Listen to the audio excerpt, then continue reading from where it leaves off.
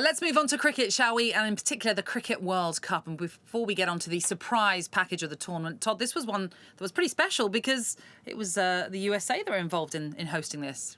Yeah, it was very special indeed. June 29th, the final was played, and of course, it was played in the West Indies, but the U.S. was involved in the first ever, I don't know if you knew this, Natalie, the U.S. was involved in the first ever international cricket match. That was the USA versus Canada, and that was back in 1844. Now, for the Americans, cricket is not obviously one of their main sports. We don't call it one of the big three, but over 190,000 fans attended the T20 World Cup, and the matches in the USA, really good attendance there. Stadiums in the U.S., you had New York, you had Texas, you had Florida, and the ICC, they called it an incredible event for fan engagement, but obviously it was co-hosted by the West Indies. The U.S. hosted 16 of the 55 matches, including opening match versus Canada on June 1st. And of course, the U.S. is looking to build upon cricket as it makes its entry into the Olympics, and that will be in 2028, obviously in Los Angeles. But I'll tell you what, having the West Indies co-host this was a big deal as well because they obviously have more history.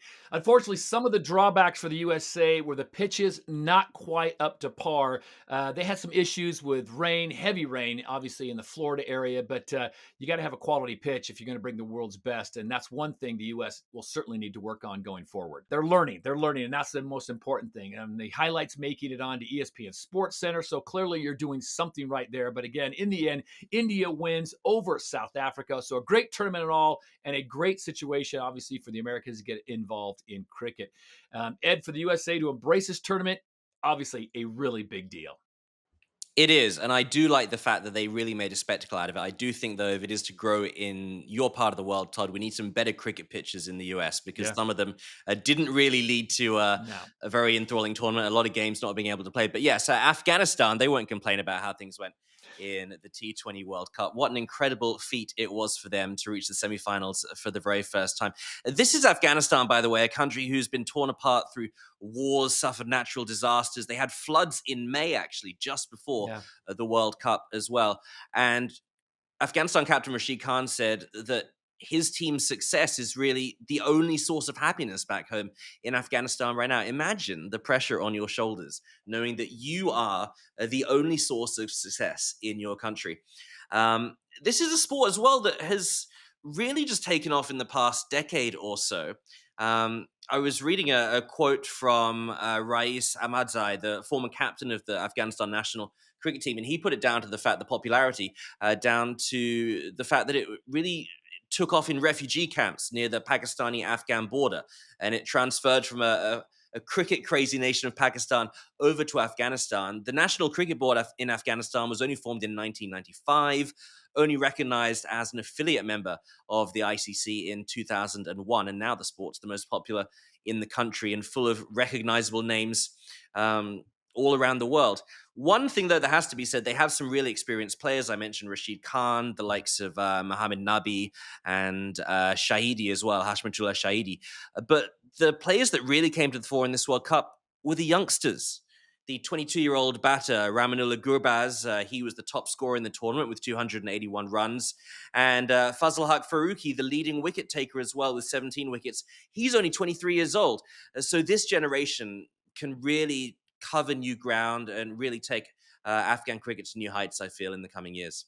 Well, let's hear more now from someone who's known as the voice of Afghanistan cricket, Devender Kumar, a voice on BBC Test Match Special and someone who follows Afghanistan all over the globe. Devender has become a trusted and loved voice for the Afghan people.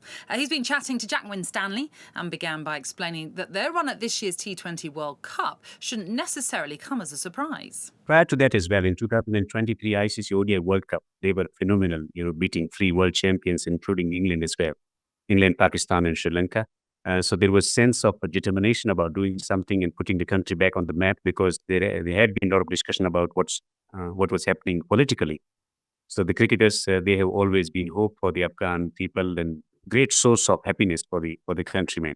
And the Afghan cricketers were committed to give something back to the nation to celebrate, and that's why they were determined. I remember covering domestic tournaments, the National T20 Cup in Afghanistan, Kabul. And I could sense the sense of determination and in clear game plans of doing something or upstaging Australia because Australia recovered from 91 for 7 and went on to win the win the match in the ICC ODI World Cup. So they were determined to beat Australia first.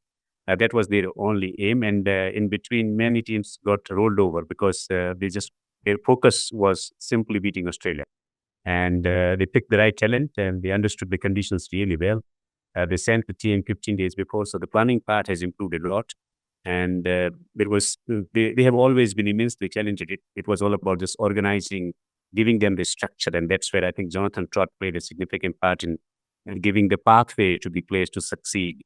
And they made sure that they utilized the conditions. They made sure they utilized the talent really well. I was not surprised that they went on to play the semi-finals. We all were expecting back in Afghanistan that this team has got the potential to do something monumental. And I won't be surprised in upcoming Champions Trophy if Afghanistan go on to win. What was the atmosphere like during those victories? And from what you could tell, what was the reaction like back home in Kabul? I mean, you listed Australia, New Zealand, Bangladesh on the way to the semi-finals at the T20 World Cup. There must have been just overwhelming joy back home. Overwhelming joy and kind of scenes that we see on football grounds. For example, when Argentina went on to win the Football World Cup in Qatar. So those kind of scenes were there in Afghanistan. They would celebrate whole night and during the day as well, throughout the week.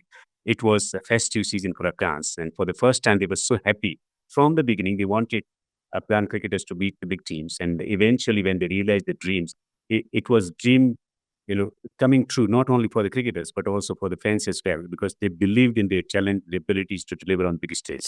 And it was exhilarating, watching people coming out in the streets. It united the country again. After the regime changed, there was some confusion and some chaos as well. But those victories in the ICC T20 World Cup lifted the morale of the entire nation. And it has given a great boost to the nation. And I won't be surprised in coming years, Afghanistan will become a major force, not only in T20 cricket, not only in one-day cricket, but in test match cricket as well. There's a keen desire to showcase their skills in test format as well. Fantastic. And just finally, Devender, whilst there's lots of positives to talk about when it comes to men's cricket in Afghanistan, the future of women's cricket in the country is looking a lot less certain, isn't it? I mean, the women's side were banned from playing cricket when the Taliban returned to power in 2021. And that was before even they played a competitive match because they'd only just been awarded contracts, hadn't they, at the back end of 2020. The team fled the country mostly to Australia. What's the latest with the women's cricket in Afghanistan, or at least Afghan female cricketers? And where does female Afghan cricket go next? I think it's going to take time. There's a conscious approach from Cricket Board and conscious approach from some of the factions, because in the current regime, they want the women's education as well as the sport as well. It is going to take time. It's not going to happen overnight because the country has been into war for 40 years. It's a long duration. And then sudden change in leadership and regime is something that was a shocking experience for Afghan people and administration as well to cope up with all the threats coming in from different parts of the world. So it was important to reconnect and redevelop everything in Afghanistan. And so it's going to take time, but I'm hopeful.